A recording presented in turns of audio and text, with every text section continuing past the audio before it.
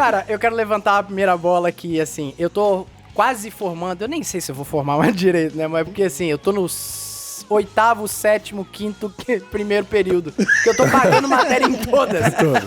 Então é uma bagunça, mas assim, uma coisa que eu percebo é unanimidade. Ninguém, absolutamente ninguém da minha turma lá, principalmente a galera já do TCC, que tá pronto, que tá pronto pra passar na OAB, ninguém fala sobre direito militar, cara. Me diz aí, qual foi essa parada? Da onde que vieram? Que levou vocês a isso? Exato, porque, assim, vamos falar a verdade. Comum não é. Eu costumo dizer que não é o pretenso candidato a advogado que escolhe ser um advogado em direito militar, ele é escolhido. Olha assim, só. Como Botafoguense. Tipo o Botafoguense. Ele perceu que Ele nos entende, ele nos entende. Ninguém ama como a gente, aliás. É isso aí. Tá virando uma propaganda do Glorioso aí, né? Mas isso que o De Souza disse é verdade. Nenhum advogado, sequer na academia de direito lá, ninguém aprende direito militar. No máximo que a gente ouve os bons doutrinadores de direito, quando a gente ouve Nestor Távora, quando a gente ouve Kleber Masson, Rogério Sanches, quando eles pegam algum tema ali que é diferente do Código Penal normal, aí sim que se comenta algo e muito superficial sobre direito militar. Eu costumo dizer que o direito militar é um olhar para o passado. Tudo aquilo que já hoje, já que não é moderno, que já não satisfaz, ainda assim você tem que ficar vinculado àquelas coisas atrasadas do direito militar. Só um exemplo bem claro, bem pontual aqui que eu vou tentar dar. O Código Penal Militar, ele se filiou à teoria causalista, né? Clássica. Pro público de casa... Causalismo clássico. E isso significa o quê? Isso significa que, embora o Código Penal Militar, que é de 1969... ele está mais atrasado do que o nosso Código Penal hoje, que é de 1940. Ou seja, é uma teoria mais arcaica, Arcaica. Né? E veja, nosso Código Penal, nosso comum, é de 1940, mas passou por uma profunda reforma em 1984. 84. E em 84 você pega pelo artigo 20 do Código Penal e vê que já se filiou a teoria finalista. Isso é só um exemplo de que o direito militar é um olhar para o passado. É um fóssil. O RDME também era um olhar para o passado. Era uma lei de 2000 e que inspirada na 8.112, que é de 1990. Então, assim, o direito militar, de uma forma geral, é um olhar para o passado e não um olhar para o futuro. E quando que o direito... Os senhores falaram que não foram vocês que escolheram o direito que escolheram os senhores, né? Quando que foi isso? Doutor Tadeu. Você me permite, o Júnior tem que me permitir essa, porque começa comigo, né? Sou eu que sou abordado pelo direito penal militar e aí eu trago ele. Só que no dia da audiência ele teve um júri e eu tive que fazer a audiência. Sim, acabou caindo nisso. Vocês já trabalhavam junto, então? Não, nós somos irmãos e somos sócios. Então, desde sempre a advocacia andou junta, né? Até porque, como a gente já pôde resenhar, eu resisti muito a ser advogado, né? Antes eu tive uma carreira toda na engenharia. Sério? E apesar de ser o irmão mais velho, a gente acabou sendo contemporâneo na advocacia. Então o senhor é engenheiro também? Não sou também porque eu não tive competência para passar em cálculo. Né? Esse negócio de cálculo matemático, eu vou te falar uma coisa. Mas coloca nos anais aí das coisas que eu fracassei. Né? Se perguntar 6 vezes 3 para ele não vai responder. Na verdade, eu era técnico. Eu sou técnico. Tempo que não fui engenheiro. Exatamente. Eu sou técnico metalúrgico pela escola técnica. Que massa, aí saí e fui pra Ouro Preto. Aí vi que tinha alguma coisa errada comigo lá em Ouro Preto, porque matemática tava me comendo vivo. Aí eu liguei pra Vitória e falei, pai, aquela proposta sua de eu fazer direito tá de pé. Tá de pé. Aí ele falou assim, pode vir que eu dou um jeito. Seu pai é advogado? Sim, meu pai era, né? Meu pai já passou.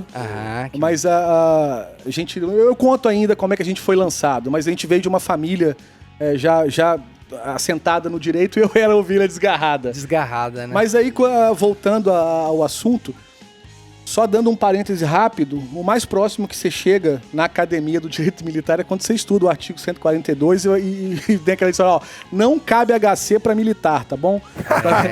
142 da CF, só para não... É uma exceção, né, a regra do HC, que o HC pode até em papel de pão, mas para militar não pode. HC pros nossos ouvintes é quando você tá na merda e você precisa... Não, mas é uma merda muito merda. Merda. Então a gente tinha um escritório, e o escritório não funcionava numa casa. Até então eu não fazia, como eu falei, o mais próximo que eu cheguei do direito militar foi no estudo dos artigos 142 da Constituição. Mas aí o nosso escritório era numa casa, e aí me entra um cara fardado na minha casa. Não vou falar o nome, porque... Sim, claro. O cara entra fardado e aí eu falo, meu Deus, o que você... Veio me prender, veio fechar o escritório, o que é isso, né, cara? Aí ele sentou, né, doutor, preciso muito da sua ajuda, mas eu não tenho dinheiro. Eu falei, nossa, como você falou, o dinheiro não vem em primeiro lugar quando você tem, né? Quando você tem uma vocação, né, ideal. Eu falei, sente-se aí, vamos conversar. Aí ele começou, doutor, eu estou respondendo a um processo, não disse o nome do processo. Eu preciso muito de uma defesa, me recomendaram o senhor. Não sei quem, alguém tinha me recomendado. Mas eu virei para ele e falei, mas, meu amigo, eu não tenho proficiência nenhuma nessa área do direito. Eu não sei nada sobre direito militar. Só para contextualizar, o senhor já era OAB, já era advogado, passado, sim, advogado com escritório. E trabalhava em tudo ou tipo civil? Eu tinha me achado na advocacia já. Eu já tinha, eu fazia Tribunal Popular do Júri. Eu era criminalista, né? Show. De raiz, mas assim, academicamente apaixonado pelo processo, mas atuando no direito criminal.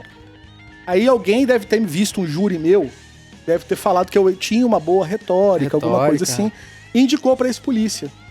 Esse polícia falou, me falaram que é o senhor que é um advogado danado, mas olha só, inclusive ele falou mal, advogado de associação não vale nada. Eu preciso de um advogado particular e não tem. Hoje ele é advogado de associação.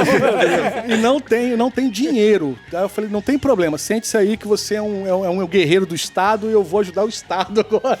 Aí, sente-se aí. Aí ele falou, doutor, eu tô respondendo a um processo e tal, contou a história toda.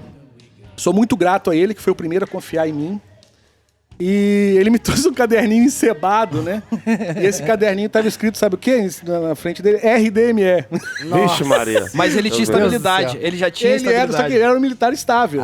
Então ele respondia. Eu não sabia disso, mas ele respondia a um conselho de disciplina e ele me entregou um RDME pra estudar. Falou, doutor, estude aqui o RDME e me defenda. O senhor nunca tinha visto o RDME? Nada, eu não fazia a menor diferença do que era um par de RO. Isso a gente tá do que falando de 2006. 2006. O RDME tinha 6 anos de existência. E eu desesperei, cara, saí, fui na livraria, comprei um livro de direito processual penal militar, comecei a ler aquilo, aí descobri que tinha uma espécie de processo que chamava Conselho de Disciplina. Aí eu olhei no RDME ali, aquele caderninho encebado que ele me trouxe, falei, cara, não tem nada escrito, nenhuma palavra fazendo remissão ao Conselho de Disciplina. Aí comecei uma pesquisa árdua, e achei a lei 3.206/78. A lei estadual. A lei estadual, a lei que rege o negócio de vocês. Eu falei, meu Deus, o que é isso? Aí comecei a ler com os olhos de um criminalista de 2006. Sabe? Aí é um choque, porque você tá olhando, como o Júnior falou, você tá olhando pro passado. Você fala, meu Deus, ainda existe isso? Ainda existe isso aqui? Ainda existe aquilo outro? Essas práticas processuais, né? Eu falei, meu Deus. E ele só não sabia a imputação porque ele recebeu o libelo acusatório no dia da sessão. A gente mudou isso, graças a Deus. Com a nossa atuação, a gente conseguiu mudar isso. Caraca. Mas a lei 3.206 tinha uma interpretação sobre ela que dizia o seguinte, você está respondendo um conselho de disciplina, você não tem que saber do que você está sendo acusado. Você vai saber no dia. Sim. E no dia você é interrogado.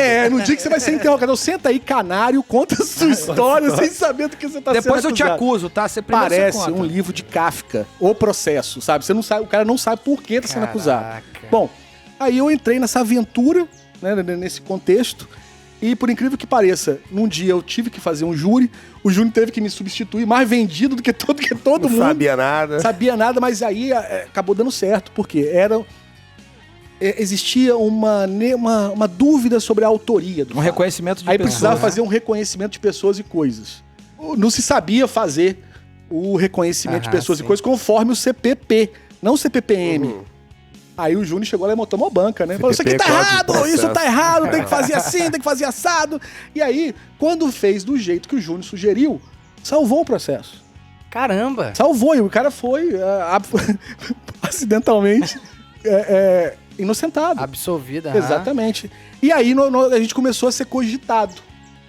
Nossa, aquele advogado é bom, aquele advogado Ele salvou um conselho de disciplina. Porque os senhores já entraram no jogo ganhando, né? Seria isso. Mas o primeiro confesso que foi acidentalmente, porque foi na cagada, se dependesse de mim, eu não faria aquelas exceções que o Júnior fez quando foi pra me substituir. Entendi. E o mais preparado era eu, porque eu que tinha lido CPPM, Lei 3.206, RDME, o Júnior não tinha lido nada.